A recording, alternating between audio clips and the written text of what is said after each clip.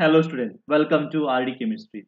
In this video, I am going to explain synopsis part of molecular orbital theory, that is MOT.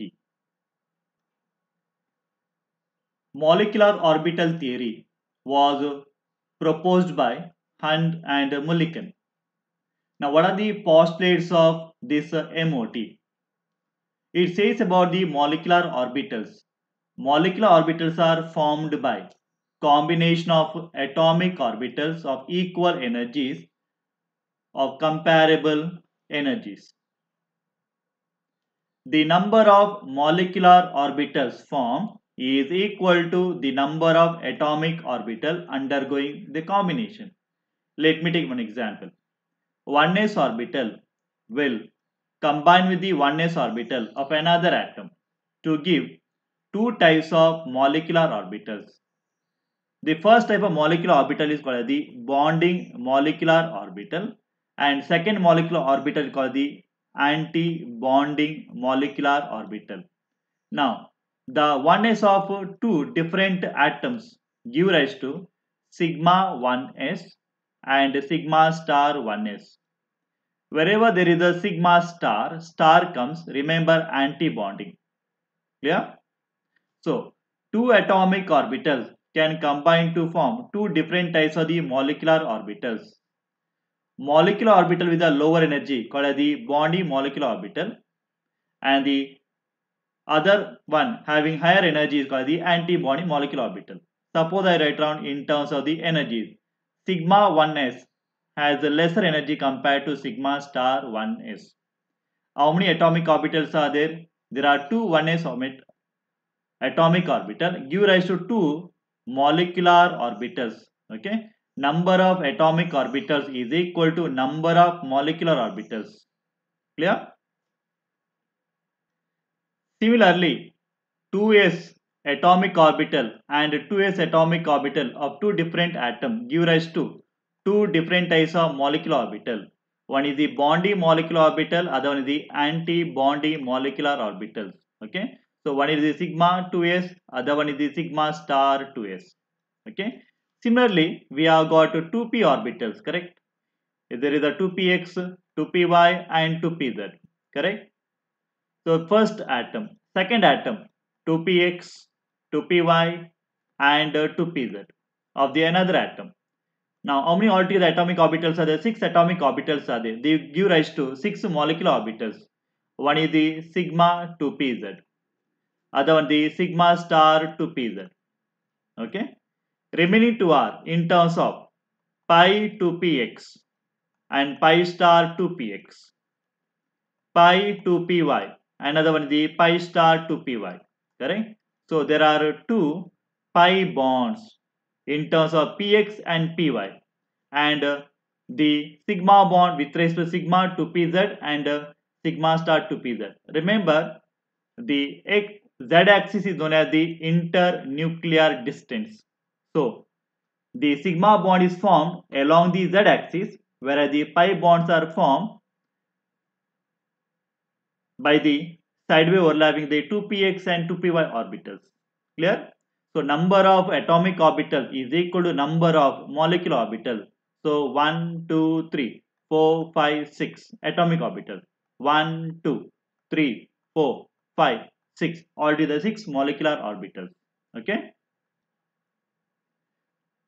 Molecular orbitals obey Hauberg principle, Pauli's exclusion principle and the Hund's rule. That means if I got sigma 1s, sigma star 1s, then each molecular orbital occupy 2 electrons. Okay, maximum 2 electrons. Suppose the sigma 2s 2 electron, sigma star 2s 2 electron, according to Hund's rule, Pauli's rule and the Hauberg principle. Okay, clear? There are two types of energy level diagrams. See carefully about the types of the molecules. N2 molecule up to given N2. That means before that we get carbon molecule. We have got boron molecule. We have got nitrogen molecule. Okay, clear? Also helium, He2, helium, nitrogen, boron, carbon. Okay, and after nitrogen After nitrogen, we have got oxygen, fluorine, neon, goes on like this. Correct? So there are two different orders to fill the electrons now. See carefully. Sigma 1s, sigma star 1s, sigma 2s, sigma star 2x. After that, pi 2 px is equal to pi 2 pi. Then comes a sigma 2 pz. This is sigma 2 pz. Then comes pi star 2 px and pi star 2 py. Then comes sigma star 2 pz. You must remember this order. Okay. Now for the second one, sigma 1 is, sigma star 1 is, sigma 2 is, sigma star 2 is. Now comes a sigma 2 pz. See here, sigma 2 pz was here. Okay. Only I have tried on this one here. Okay. Rest of the order is as it is. In molecules such as boron, carbon molecule, nitrogen molecule, energy are 2pz. Okay. Molecular orbital is higher than that of the 2px and 2py. Only that is the difference here. Only this is the interchange here. Okay. Clear? See here. Pi 2px, pi 2py, pi star 2px, pi star 2py comes together one after the other. Whereas here it is there is a gap in between.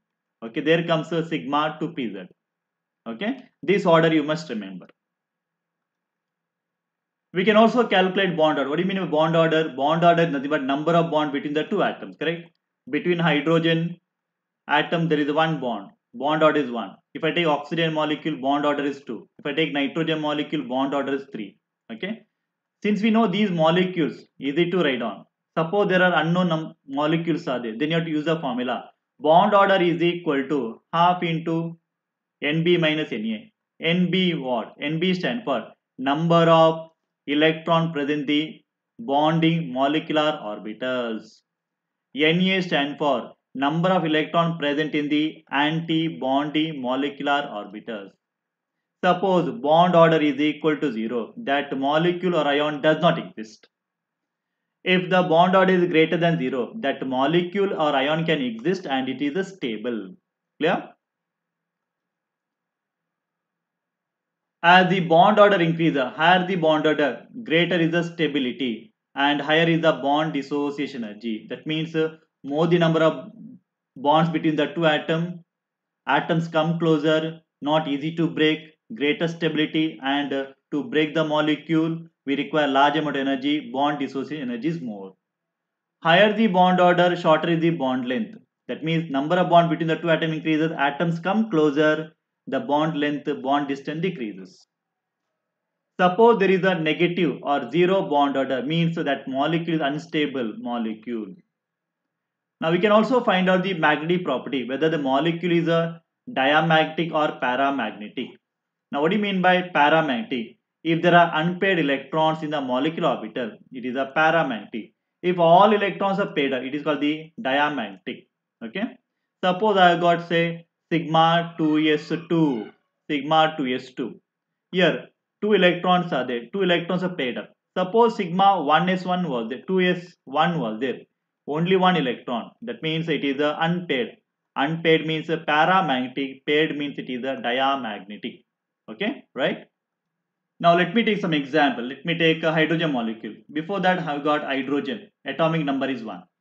Suppose I have got hydrogen molecule. How many electrons are there? 2 electrons are there. Correct?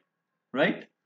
Now I should write down the sigma 1s2. Correct? And sigma star 1 is 0 here. Correct? No electron. I need not write this one. So 2 electrons are here. Now I want to calculate the bond order. Bond order is equal to half into number of electrons are bonding. So these are bonding. Without star are bonding 2. Minus anti-bonding is not there, 0. Okay. So this is equal to 1. That means between the two hydrogen atom there exists one bond. Okay. So it is a bond order is equal to 1. About the diamagnetic paramagnetic, there are 2 electrons. Whenever there are 2 electrons, they are paired up like this. Therefore it is a diamagnetic. So hydrogen molecule is a diamagnetic substance. Suppose I take a H2 plus. H2 is a molecule. H2 plus is what? Molecular ion. Okay. Plus means electrons are lost. Plus means it is plus 1. How many electrons should be there? H2. It is a 2 electron. Plus means remove 1 electron. Only 1 electron is remaining now. Correct. So the electronic configuration is a sigma 1s1. Only 1 electron. So what is the bond order now? Bond order is equal to half into. So this is the bonding molecular orbital 1 minus anti-bonding is not a 0. So it is half. Half means 0.5. Bond order is equal to 0.5. And only one electron is there. So only one plus half spin. So it is a paramagnetic. Okay. Suppose there is a hydrogen H2 plus ion. It is a paramagnetic. Bond order is equal to half. Let me take helium atom. Helium atomic number is 2. Correct. So I should write down sigma 1s2. This is for the atom. Suppose there exists a He2 molecule, then there should be 4 electrons altogether. Correct. So I need to write down sigma 1s2. Then sigma star 1s2. 4 electrons are done. So let me calculate bond order. Bond order is equal to half into. Okay. This is bonding 2 electron minus anti-bonding 2 electron. That means half into 0 is equal to 0. That means bond order is equal to 0. That means helium molecule does not exist. There is no bond between the two atoms. Correct? Let me take oxygen atom. Oxygen atom atomic number is equal to 8. Correct? Let me take O2 molecule. In O2 molecule, how many electrons are there? 16 electrons are there. Okay? So, here it is a oxygen molecule. So, there is a different order. Sigma 1s. Let me write down the order for sigma 1s. Sigma star 1s. Sigma 2s. Then sigma star 2s comes. Right? Then comes the sigma 2pz comes. Remember this one. Then pi star pi 2px is equal to pi 2py comes. Clear? Then comes pi star 2px is equal to pi star 2py. Then finally comes the sigma star 2pz. Clear? Sigma star 2pz. How many electrons are there? 16 electrons are there, right? Each orbital maximum 2. 2, 4, 6, 8, 10, 11, 12.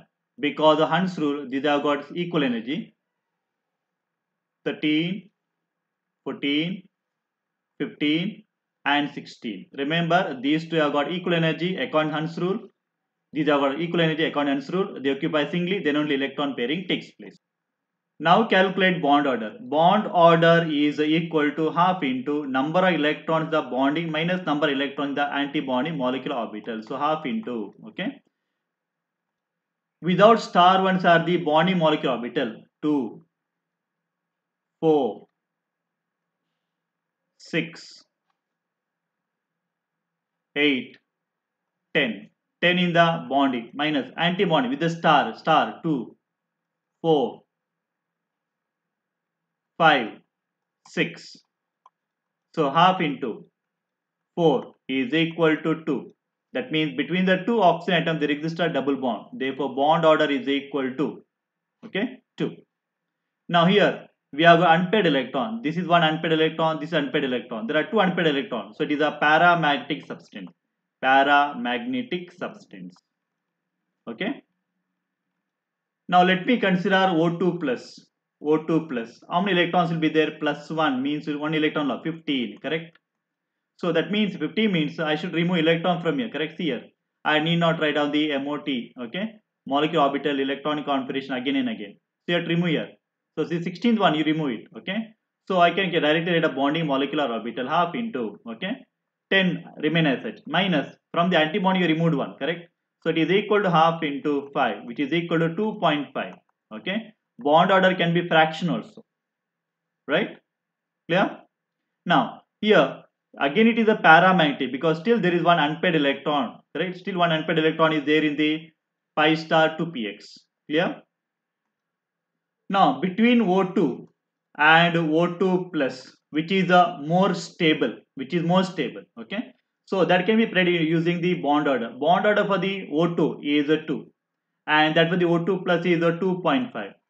When the number of bonds between the two atoms increases or bond order increases becomes more and more stable. So O2 plus is more stable. So O2 plus is more stable as the bond order increases become more stable molecule. Okay. To break the bond more energy is required. So O2 plus has got more bond dissociation energy or bond energy. Okay. When the number of bond between the two atoms increases, when the bond order increases, atoms come closer. When the atoms come closer, bond length decreases. So it has got low bond length. So it has got low bond length. Okay, clear? So all these are connecting points you have to remember, right? So you have to remember how to write on the molecular orbital electronic configuration, how to calculate the bond order, how to find out the diamagnetic paramagnetic. Okay, as the bond order increases, bond length decreases and become more stable molecule. When the more stable molecule is there, its bond dissociation is very high. So all these points you have to remember while solving the problem. In the next video, we will solve some problems on MOT. Okay. Like the videos, share the videos, and please subscribe RD Chemistry. Thank you for watching.